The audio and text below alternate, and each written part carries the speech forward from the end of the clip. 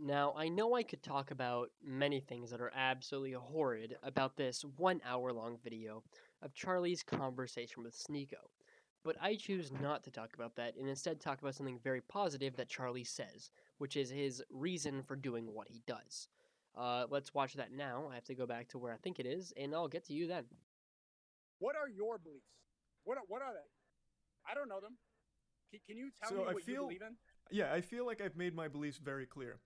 I am very firmly on the side of there are certain things, and it's going to be different for everyone, that make people happy. And main thing I want is for people to be happy. I don't like that men are alone, which is why a lot of the advice I give is telling them to get out of their comfort zone and start with something like the gym. The gym is a very social environment. It's an environment where everyone's working towards similar goals. You immediately surround yourself with like-minded people, and maybe you make a connection at the gym, maybe you can find a friend there, but even if you don't, you are out of your comfort zone in an environment where people are working for a similar goal. And that already changes your mindset as a person. You've given yourself a goal, you are acting on it, and now you're surrounded by people that are also in a similar boat. I think most importantly is I want people to be happy, and a lot of times they can't find that.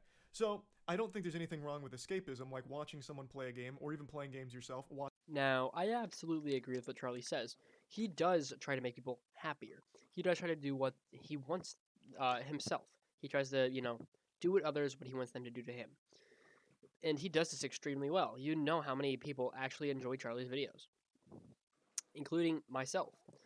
Charlie does actually make supportive videos sometimes. Well, not all the time, but most of the time he will make videos where it's positive and he discusses things that he needs to discuss. That's the major thing that I got from this video was that Charlie does not want something negative for his viewers. He wants instead something positive.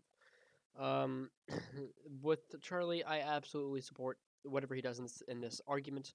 I support anything he says, anything he does, unless he says something really bad. Then I change my mind. But for the most part, I absolutely agree with Charlie.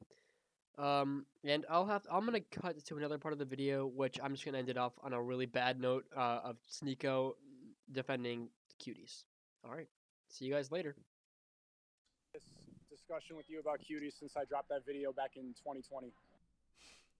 How time flies, man. Well, better late than never. So, have you seen the movie?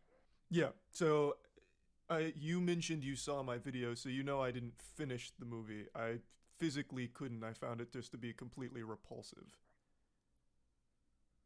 Haven't you seen a lot of other movies that have repulsed you before? I watch horror movies. I watch movies that are provocative quite a bit.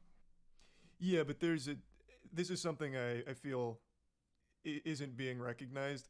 There's a difference between being repulsed by fiction, which is like horror movies, that's not real, and being repulsed because there's real children doing sexual things. You can't fake that.